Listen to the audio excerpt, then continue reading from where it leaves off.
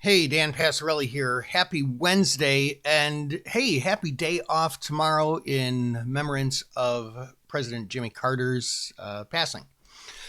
Now, I got a very interesting question today from one of our former one-on-one coaching students, who's a super sharp guy, and I had to think about the answer to this question for a bit because I hadn't thought of it prior to him asking.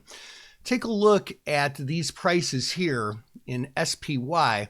So we've got options that expire today on January 8th, but then we've also got some that expire tomorrow on January 9th. Now, these were listed before the holiday was announced, and so they can't delist them. They still expire on the 9th.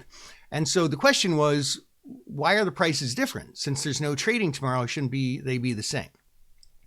So there's reason for that.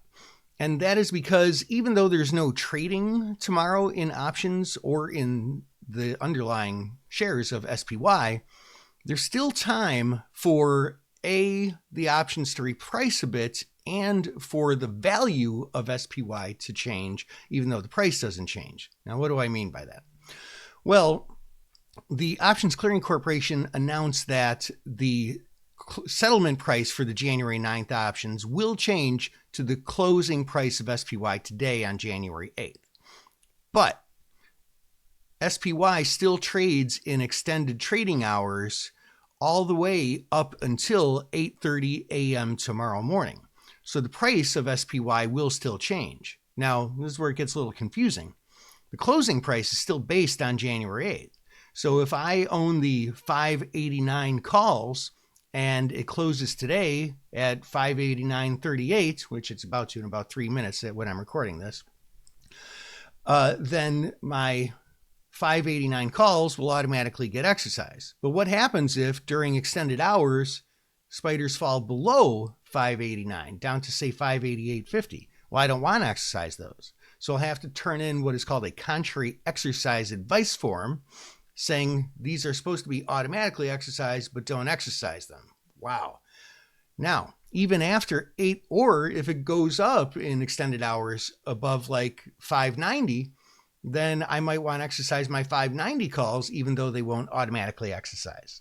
Now, on top of that, even after extended hours ends at 8:30 a.m. tomorrow morning, something in the world could happen that would imply a different price for the S&P 500. Maybe something great will happen where somebody announced some big stimulus that would drive stock prices higher, or something bad that would drive stock prices lower.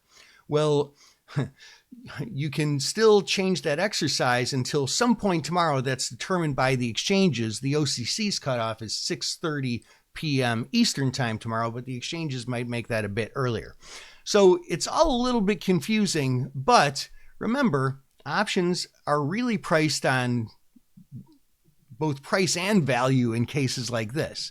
So that is how you would have to handle your January 9th expiring options in anything that expires on January 9th. Phew, hope that helps. This is Dan Passarelli, Trade Smart.